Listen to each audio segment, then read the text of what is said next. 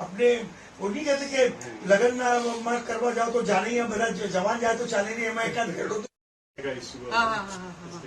अभी ठीक है अभी ठीक है माशाल्लाह स्ट्रोइड तो सर બહુ કાઠું છે યાર ડોક્ટર સ્ટ્રોઇડ કેમ આપતા હશે મને ખબર नहीं નથી रेटिनाમાં શું છે કે कावा नहीं कहते उसको, मेरी अच्छी बहुत अच्छी अच्छा। ग्रीन टी है वो, ओके ओके मगर मेरे स्पेशल है वो। नहीं जितने लोग आते हैं ना वो पीने के लिए आते हैं दूसरी बार। ત્યારે પેલો જાગે છે ત્યારે ઘણું મોડું થઈ જાય છે आदमी को नहीं એટલે અત્યારે કોમ્પિટિશનમાં साथ में निकलते हैं और शाम को 7 बजे तो खाना खा लेने का रात के 9:30 पौने 10 बजे लेट में लेट 10 अच्छा सो ही जाने का सुबह 5:30 जो भी डाइजेस्ट करेगा कि नहीं नहीं यहाँ से जो भी तुम्हारे पेट में गया तो वो खाया तुमने मेरे जिस्म में थोड़ा निकलेगा तुमने खाया तो कहाँ निकलेगा तुम्हारे शरीर में उसको असर होगी पहले क्यों नहीं बोला आपने? नहीं ये तो अभी तो हेल्थ सब्जेक्ट में बात होती थी पाए थे सच में।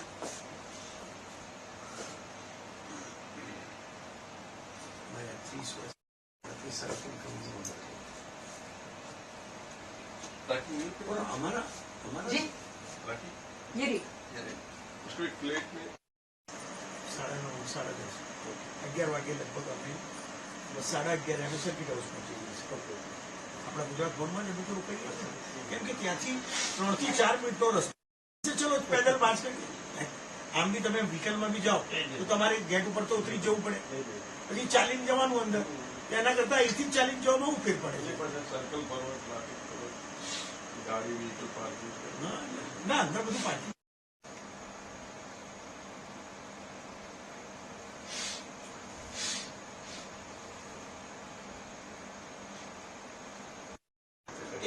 एक सुपरिटेंडेंट इंजीनियर थे राजकोट में मजीठिया और उसकी मिसेज थी आशाबेन वो मेरी पेंटिंग की अंदर मेरी पेंटिंग लगे हुए थे आपने तो देखे होंगे हर जगह पे लगे हुए थे तो सब जाने लग गए थे उसको वो बहन ने स्टाफ के सब आदमी को बुलाया और इतने खबरा तुमने खबर है यार कलाकारे कितनी मेहनत करी है सर दिल्ली से हुआ प्रवृत्ति आप राखी लेके मोहसिन भाई के साथ डिस्कस करते रहना क्या बनाया बोलूंगी नहीं ना तो खाली नहीं खाली बोलते भी हो तो भी इसमें हमें बात करना धीरे बोलिए बात करना कि कमर जब नरेंद्र मोदी साहब के लिए राखी बनाती है ना हाँ तो वो एक राखी नहीं बनाती अच्छा अच्छा वो 10-15 राखी बनाती है ओके ओके अलग अलग डिजाइन की हाँ इसको ऐसे निकालो हाथ में ऐसे ही रखो। नहीं ऐसे फिर उसके बाद मैंने कहा तुमने तुम्हारे दिल से बनाई है जो भी तुमको तुम्हारे दिल से गवाह करे जो अच्छी लगे वो तुम दो इसके अंदर मैं नहीं बोलूंगा दूसरी सब चीजों में तुम आपको कैसी लगी?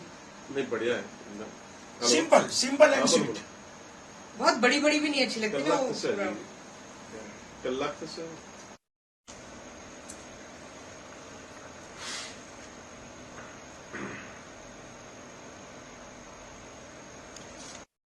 उस वक्त तो आप होंगे। हाँ तो अच्छा जब वो जा रहे थे उस वक्त नरेंद्र भाई और मैं हम तीनों थे। अगर आप ये फोटो निकलवा देंगे गवर्नर साहब ने ये कहा था तो अपने यहाँ रिकॉर्डिंग तो हमेशा शुरू से होती है तो उसमें उन्होंने ये कहा था गवर्नर साहब ने मोदी जी से कि ये मेरी बेटी मक्का मदीना जाकर आई हूँ ना तब उनका फोन आया था तो ऐसे डिस्कस हो रहा था बोले कि तुमको शायद याद नहीं हम कब से एक दूसरे को जानते हैं तो मैंने कहा मैं आपकी मुख्यमंत्री ऐसे तो मतलब जब से वो सीएम रहे मैं हर साल बांधने आती थी उनको लेकिन ये जो है ना इंसिडेंट ये बहुत ही मेरी जिंदगी का एक वो है कि गवर्नर साहब उनको ये कह रहे हैं और फिर भैया ने कहा कि हाँ ये आपकी बेटी है तो आज से मेरी बहन है। कभी कभी उनका फोन आ जाता है આપણે તો ફોન કરી જ ના શકીએ કેમ કે આપણી પાસે તો ડાયરેક્ટ નંબર હોય નહીં એમનો પણ એમનો રાત્રે 10 10:30 પછી ફોન આવે क्या कर रहे हो પેલો અનનોન નંબર જોઉં ને એનો નંબર નથી આવતો देख रहे हैं ये फोटो भी पहले हम लोग तो कहाँ खींचने और वो रखने का नहीं था लेकिन जब से इंटरव्यू शुरू हुए तो लोगों ने कहा कि आपके पास है फोटो सब थे तो फोटो लेकिन लगाए हुए फोटो जो भी है हालांकि उससे दोनों चीजें थी तो मैंने कुछ इस पे ध्यान नहीं दिया मुझे क्या पता था कि क्या से क्या होने वाला है इतने साल में 30 साल के बाद क्या होगा वो पता नहीं था और अभी तो बॉल वहां नहीं गिरती उसको आगे पीछे नहीं होना जब वो बैट्समैन का सितारा बुलंद होता है ना, तो वो बैट्समैन का सितारा तब वो बॉल वहीं गिरती है जहां वो सिक्स लगाता है। वो हर एक का एक दस्का होता है, उनकी आइडेंटिटी ये होती है। एक भाई आए थे तो उन्होंने पूरा ड्राइंग रूम इधर से उधर कर दिया था, सब यहाँ से हटा दीजिए, यहाँ से हटा दीजिए। मैंने कहा ठीक है, और आप कुछ अलग कर रहे हैं। तो उसमें तभी उसकी आर्ट दिखेगी ना, ये भाई ये यू ये एन आई। क्या वजह रही और आज अब तक के कंटिन्यूस रिलेशन रहे? जी, मोदी जी को तकरीबन 35-38 साल से हम लोग जानते हैं, लेकिन फिर मोहसिन के पेंटिंग एग्जीबिशन के सिलसिले में हम लोग दिल्ली जाते रहते थे, वहां पर मुलाकात हुई। फिर हमारे जो गवर्नर डॉक्टर स्वरूप सिंह थे, जब हम जा रहे थे तब डॉक्टर स्वरूप सिंह ने ये कहा था, जब हम छोड़ने के लिए उनको जब गए थे तो मोदी साहब भी थे वहां पर और बहुत सारे लोग थे।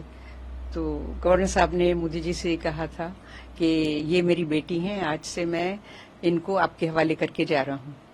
तो भैया ने उस वक्त ऐसा कहा था कि आपकी बेटी है ये, तो आज से ये मेरी बहन है। उन्होंने इतना अच्छा सा बोला था कि तब से इतना मुझे अच्छा लगा। और उसके बाद फिर हमारी मुलाकात होती रही, लेकिन जब पहली बार रक्षाबंधन आया तो जब मैंने उनको राखी बांधी तब मैंने उनसे कहा कि भैया मैं आपके लिए दुआ करती हूँ कि आप गुजरात आएं और गुजरात के सीएम बने। तो उस वक्त वो संघ का काम करते थे और सुबह से शाम तक बिजी रहते थे। हम लोग बहुत बार मिलते थे उनको, लेकिन पूरा दिन बिजी रहते थे वो। तो और जब वो मिलते थे तब हमेशा मुझसे ये कहते थे कि कैसी है बहन, ऐसे ही पूछते थे। तब मुझे बहुत ही अच्छा लगता था। और मैं क्योंकि कराची से आई थी, यहाँ मेरे कोई रिश्तेदार नहीं थे, बहन भाई कोई नहीं, मम्मी डैडी कोई नहीं था, तो मुझे उनका जो रिश्ता और उनका बोलना था वो बहुत अच्छा लगता था। और तब से मैंने उनको राखी बांधनी शुरू की और ये मेरी 30वीं राखी है उनको। तो जब वो दिल्ली रहते थे तब पीएम नहीं बने थे, तब तो पूरे हिंदुस्तान में घूमते रहते थे। फिर सीएम बने तब गुजरात जब से आए तब मैं उनको रेगुलर राखी बांधती थी। और अब पीएम बने हैं तो अब कोविड के अलावा बाकी हमेशा मैं जाती हूँ उनको बांधने के लिए।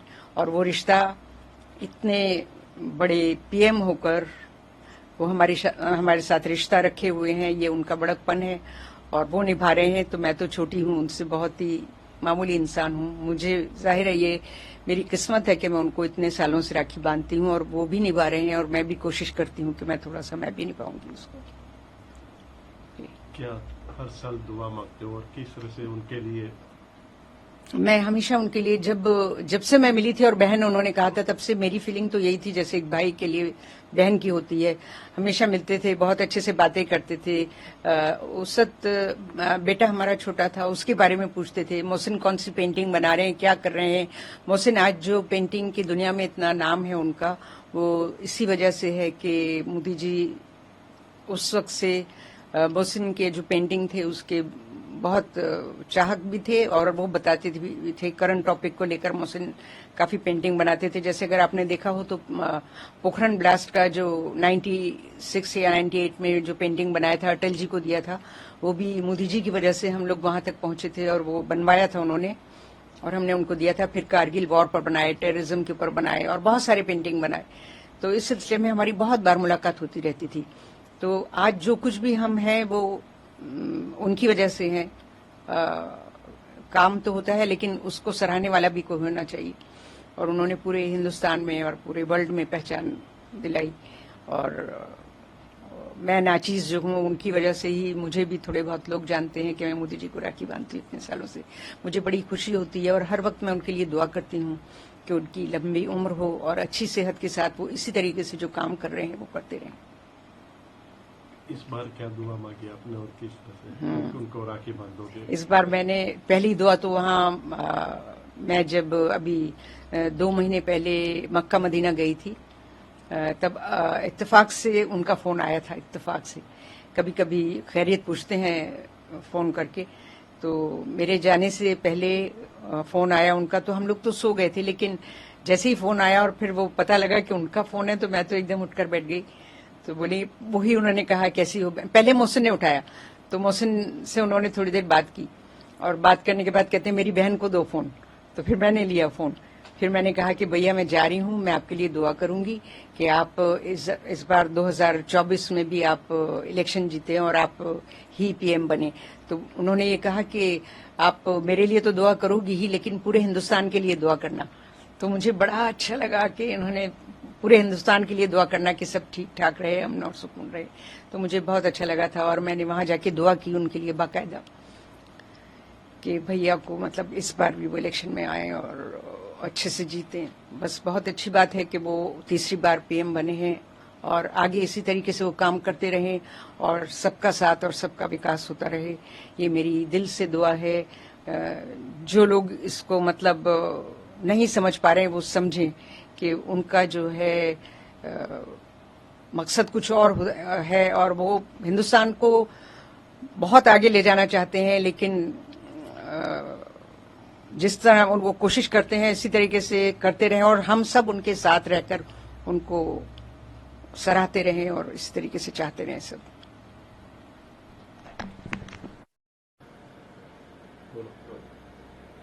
मोहसिन भाई, मोदी जी को कुंवरबेन इतने सालों से एक रिश्ता रहा है और इतना राखी बांधती है, क्या लग रहा है किस तरह से उनका एक रिश्ता इतने साल कंटिन्यूस रहा और क्या कारण है? सर मैं पूरा मेरा विश्वास, मेरा यकीन इस पे है कि वो हिंदू है और मैं मुसलमान हूं। वो संघ के साथ जुड़े हुए हैं, मैं हिंदुस्तानी हूं, मैं भी हिंदुस्तानी हूं, वो भी हिंदुस्तानी है। कई बार ऐसा देखा गया है कि जो खून के रिश्ते होते हैं और जो मोहब्बत के रिश्ते, जो दिल के रिश्ते होते हैं, वो खून के रिश्ते पे भी हावी हो जाते हैं। तो मेरा उनके साथ में जो 38 साल से जो रिश्ता रहा हैगा, उस रिश्ते के अंदर उन्होंने कभी हमसे ये नहीं पूछा कि तू कौन है, क्या है।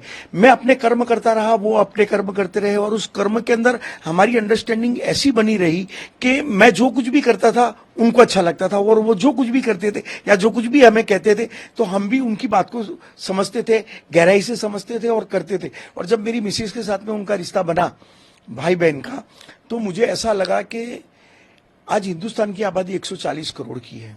अब 140 करोड़ लोगों के दिल में यह है कि हम प्राइम मिनिस्टर ऑफ इंडिया जो नरेंद्र मोदी साहब है उनको देखें, नजदीक से जाके देखें।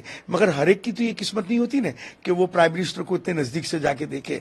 उन 140 करोड़ में मैं भी एक अदना सा आदमी हूं, मगर मेरा नसीब ये है कि मैं उनके पास जाके बैठता हूं, उनसे हाथ मिलाता हूं, उनसे दिल की बात करता हूं, उनकी बातें सुनता हूं, अपनी बातें कहता हूं। तो ये मेरे लिए बहुत मतलब खुशकिस्मती की बात है। तो ऐसा नसीब सबका तो नहीं होता। आज वर्ल्ड के इतने बड़े नेता होने के बावजूद, बड़े बड़े नेता वर्ल्ड के उनके साथ तस्वीर खिंचा के अपने आप को फक्र महसूस करते हैं। तो सर मैं सच कहूं तो मेरे बीबी के भाई होने के नाते से वो मेरे साले हुए, वैसे देखा जाए तो दुनिया की नजर में तो ये कर, मगर मैं इतने बड़े आदमी को उस नजरिए से नहीं देखता। मैं ये देखता हूँ कि ये आदमी ने एक ordinary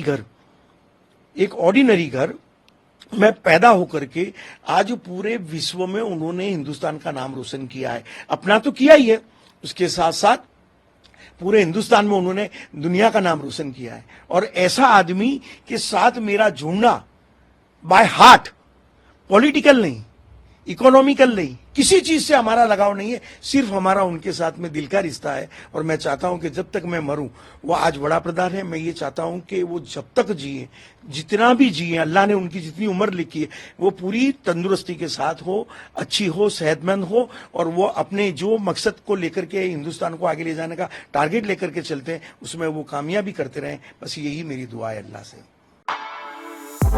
For exclusive and insightful videos, subscribe to our new channel ABP Live Premium.